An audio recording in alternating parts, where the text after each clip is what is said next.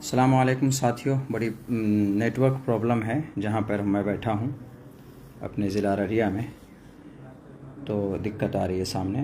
कहना ये था कि भी जनाब अख्तरुल ईमान साहब को किसी ने पूछा कि मौलाना का टिकट क्यों कट गया, मुर्शिद मुखिया को क्यों दे दिया आपने, तो हमारे सदर साहब ने कहा अख्तरुल ईमान साहब ने कि अभी टिकट का अनाउंसमेंट नहीं हुआ, मौलाना पहले ही रिज़ाइन दे के चले गए।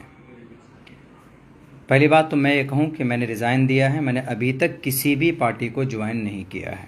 जो भी सोशल मीडिया पे चल रहा है बिल्कुल गलत है।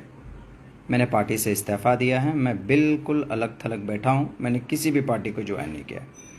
रही बात सदर साहब जो बोल रहे हैं कि हमने किसी को टिकट नहीं दिया, सैम्बल नहीं दिया है, तो ज़रा ये बताया, मैं पूछना चाहता हूँ आदिल साहब से भी और अख्तरुल ईमान साहब से भी कि आपने ये कहा कि हमने किसी के टिकट का अनाउंसमेंट नहीं किया, ये बात तो सच है, लेकिन मुखिया मुर्शिद साहब पिछले 3 दिन से तैयारी कर रहा है, लोगों को जमा कर रहा है, लोगों को कह रहा है कि हम 18 तारीख को नॉमिनेशन फाइल कर रहे हैं। तो हमने जब ये बात पूछी अख्तरुल ईमान साहब को, मैंने मैसेज किया, हमने सोचा ज़्यादा मसरूफ़ हैं, कॉल क्या करें, उनको टेक्स्ट मैसेज किया, उसका कोई जवाब नहीं आया।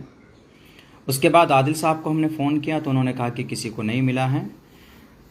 तो हमने मुखिया मुर्शिद साहब को हमने बात कराया किसी से, वो कॉल रिकॉर्डिंग मौजूद है। मुखिया मुर्शिद ने कहा कि हमें सैम्बल मिल गया है, इसीलिए हम तैयारी कर रहे हैं, आप लोग गाड़ी लेके हम वहाँ से हम आगे जाएंगे, नॉमिनेशन फाइल करेंगे। नॉमिनेशन फाइल करेंगे तो वो कॉल ऑडियो रिकॉर्डिंग मैंने आदिल साहब को भेजा है और आदिल हसन आज़ाद साहब अख्तरुल ईमान साहब को हमने भेजा है। अगर वो गलत है तो उनको फ़ौरन मुखिया मुर्शिद को कहना चाहिए कि टिकट आपको नहीं मिला, आप कैसे दावत फैला रहे हैं पूरी दुनिया कि मुझे सैम्बल मिल गया है। आपने ना उनको रोका, ना मेरे पास आपने कॉल किया, ना मुझे ख़बर की कि मौलाना हमने उनको टिकट नहीं दिया, ये गलत है।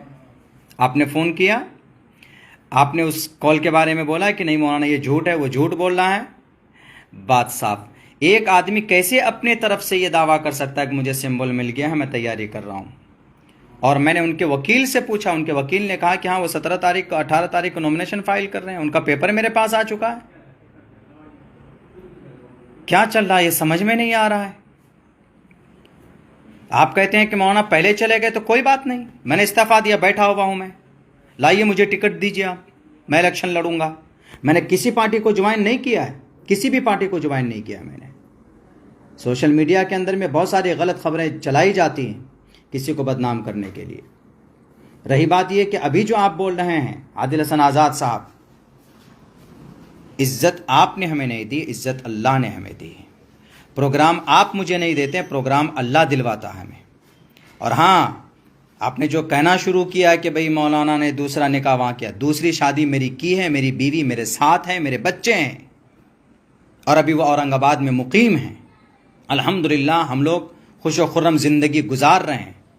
और किसी भी मजलिस के आदमी को वहाँ पर, मादूद चंद हमारे दोस्त है कि मौलाना वहाँ रहते हैं, लेकिन हमने किसी को, हमारी एरिया पर रहती है और हम भी वहाँ पर, हमारा आना जाना लगा रहता है। हमारी एरिया कभी वहाँ पर रहती है, कभी हम आना जाना हम करते हैं।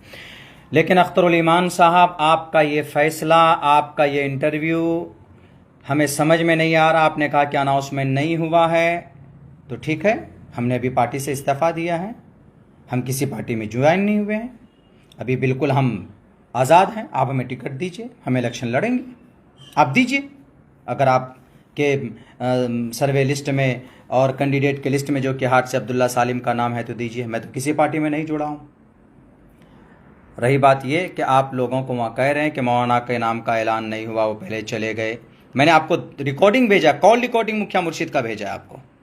अगर वो कॉल रिकॉर्डिंग आप सुनते, मैंने आपको मैसेज किया है, लेकिन कल से आज तक आपने मुझे पूछा नहीं, पूछा। कम से कम पूछना चाहिए, आप इतना पूछ सकते थे कि मौलाना आप गलत फहमी का शिकार हो रहे हैं, लेकिन नहीं पूछा आपने। आप सदर हैं, आप गार्जियन हैं हमारे, मैंने आप ही को देखकर सियासत में कदम रखा है। आज तक सियासत का उस्ताद मैं आपको मानता हूं।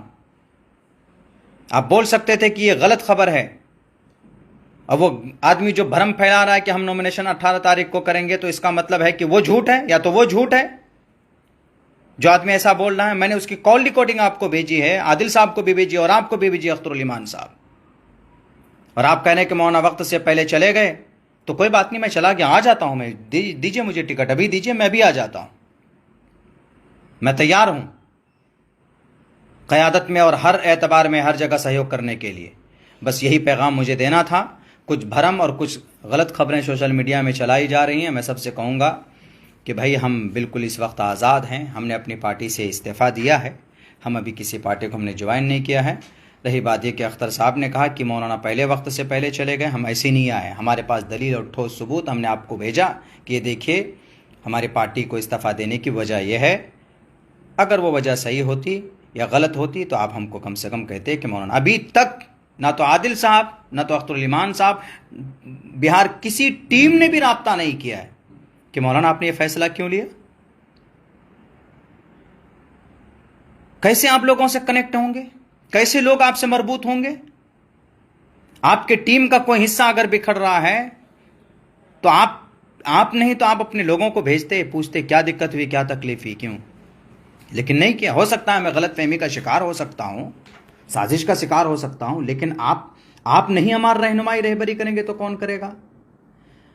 खैर, ये सब बातें कभी होता है टालने के लिए हो सकती हैं, लेकिन मैं दोनों से कहूँगा, आदिल साहब से भी और अख्तरुल ईमान साहब से भी, ठीक है मैं तो तैयार हूँ, मैं रेडी हूँ, मुझे दीजिए सैम्बल, मैं इंशाअल्लाह मैं कल आता हूँ पार्टी के अंदर में और काम करता हूँ। लेकिन नहीं, ये बातें 100% सही है, उनको सैम्बल बहुत पहले दिया जा चुका है, जिसकी वजह से वह समझता हूँ अगर गलत है तो आप मेरे इन सवालों का जवाब दे दीजिए। बहुत बहुत शुक्रिया। अस्सलाम वालेकुम रहमतुल्लाह।